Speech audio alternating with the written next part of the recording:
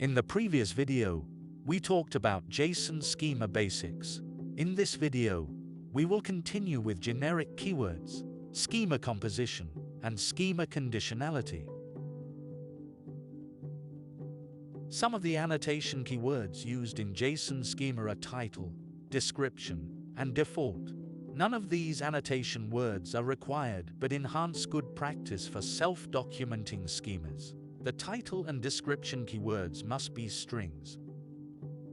The enum keyword is used to restrict a value to a fixed set of values.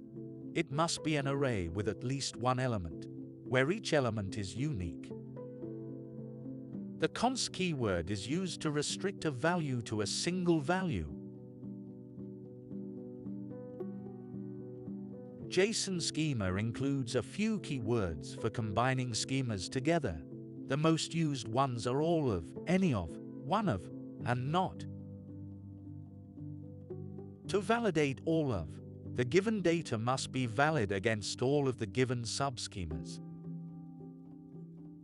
To validate any of, the given data must be valid against any, one or more, of the given subschemas.